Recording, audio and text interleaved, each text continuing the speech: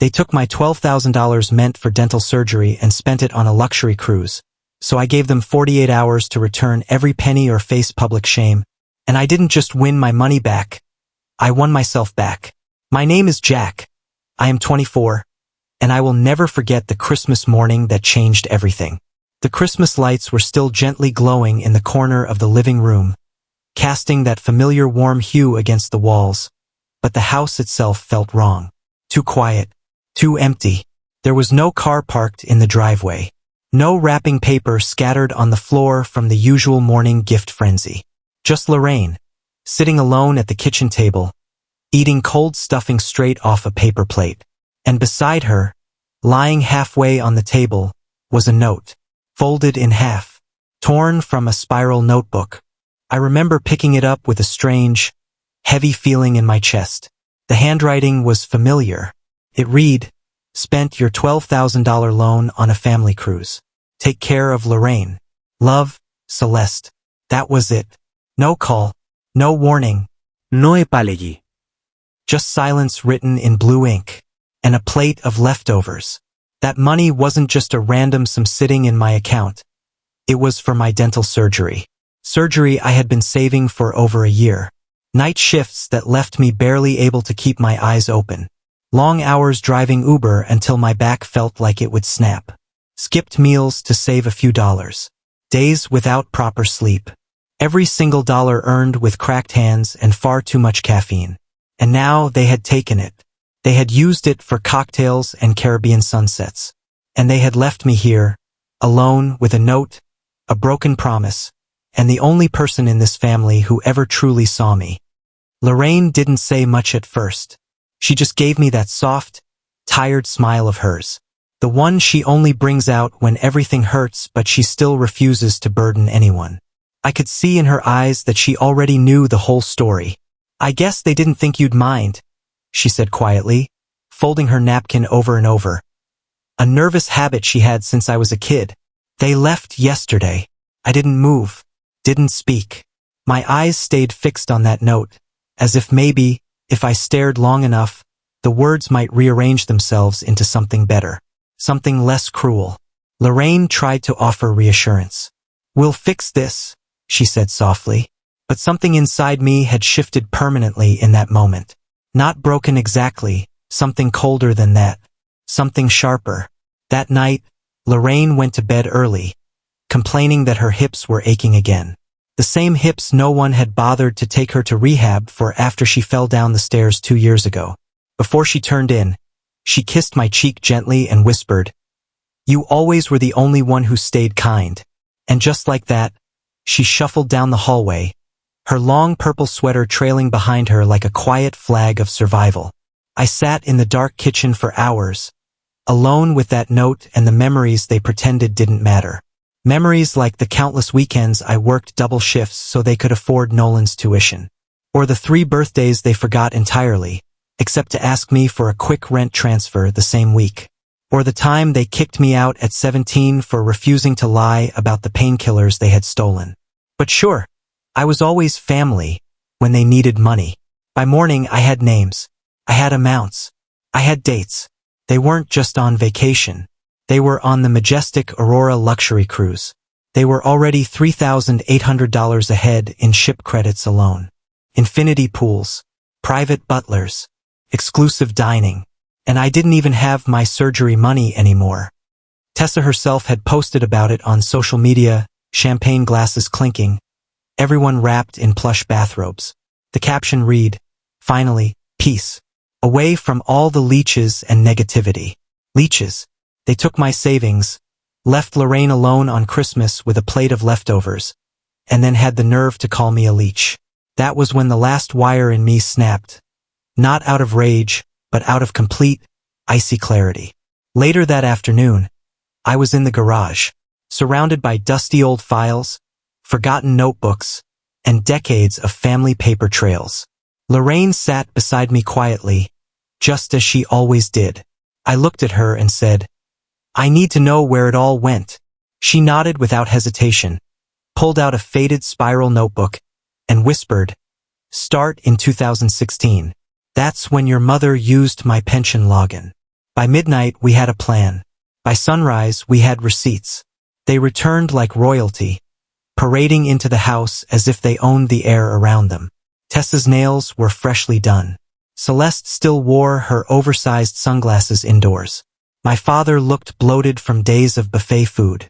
Nolan didn't even glance at Lorraine as he went straight for the fridge. "Still on about the money?" he muttered. I took a step forward, my laptop already open. "Glad you're all here," I said evenly. I clicked play. The first slide was the audit. Every single dollar taken from Lorraine's pension. Every ATM withdrawal made near the gas station Dad always used. Every Venmo charge from Tessa's supposed emergencies that turned out to be Sephora orders and Apple purchases. Then came the emails. Celeste writing, "He won't notice the cruise deposit. He trusts us too much." Tessa replying, "He's soft. Plus, who leaves Grandma alone on Christmas anyway?" My jaw was tight, but I wasn't finished. The next was the voice recording. Maya, Nolan's wife, crying on the porch one night. "I didn't want to go," she said. "Nolan said if you didn't give the money, they'd just leave her. He said it'd blow over." "I'm sorry." Nolan jumped up. "You recorded her? That's illegal." "She asked me to," I replied flatly. Then I opened one final tab, an email already written and addressed. Subject: Formal Report of Elder Financial Abuse. The recipients: the Social Security Fraud Division, Lorraine's attorney, and 2 reporters I had contacted. "You have 48 hours, I said calmly. "Return every penny or this goes everywhere." The room fell into a silence so dense it felt like even the air was holding its breath. Tessa's perfectly painted smile twitched. Celeste's sunglasses slipped just low enough for me to see her eyes narrow. My father shifted his weight, suddenly fascinated by the floor. Nolan looked like he wanted to argue, but the evidence was laid out like a courtroom exhibit. They knew there was no escape. Lorraine stood behind me then, her thin hand resting lightly on my shoulder. When she spoke, her voice was soft, but it carried an authority that made everyone look up. "I raised 3 of you," she said slowly. "And when I couldn't walk, you left me here with frozen beans and moldy pie. You're lucky it's him coming after you. Because if it were me alone..." She stopped there, but she didn't need to finish. The threat was clear enough. The next 2 days were a blur of phone calls, thinly veiled insults, and sudden bursts of forced politeness. They tried to bargain. They tried to offer installments. They even tried to pretend they'd misunderstood the whole situation. But I never wavered. 48 hours. Every penny. Or the emails would be sent, and their world would start burning. By the end of the second week, the money was back. All of it. $12,000 from my parents. $3,700 from Tessa, interest included, because I found the cruise charges on her card. Nolan scraped together $3,100 after borrowing from his boss. The way he handed it over without meeting my eyes told me everything I needed to know. The first thing I did was schedule my surgery.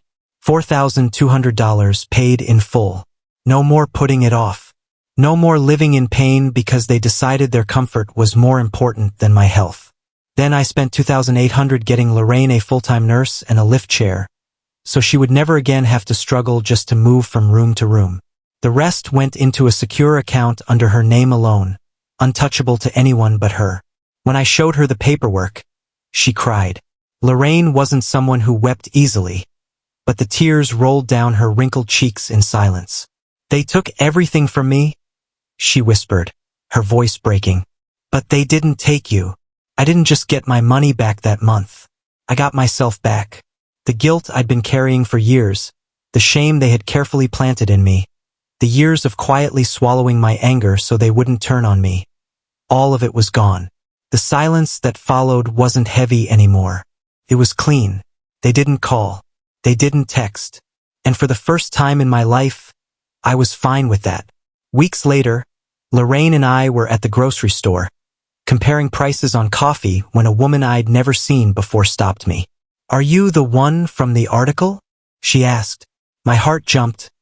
I'd forgotten the reporter had agreed to publish a version of our story after I sent the evidence. I nodded slowly, unsure of what was coming next. She smiled. Not the condescending kind, but the soft, grateful kind that carries years of understanding behind it. My mother went through the same thing, she said quietly. I wish someone had fought for her like you did. She reached out, touched my arm gently, and then walked away before I could even respond. I turned to Lorraine. Her eyes were shiny with unspilled tears. I didn't think anyone saw us, she whispered. They do now, I said. In that moment, standing in the middle of an ordinary grocery store, I realized something they had never wanted me to see. They had spent years making me feel small, making me believe my voice didn't matter. But I remembered who I was before they tried to erase me. And once you remember that, there's no going back. They thought I'd stay quiet. They thought I'd stay small. They thought they could take without consequence, that I'd always be the one they could rely on to bail them out and keep my mouth shut. But now they know the truth. And the best part? So do I. If you've ever had someone take advantage of your kindness, remember, speaking up might just be the thing that saves you. Like and subscribe for more stories that prove silence isn't always golden.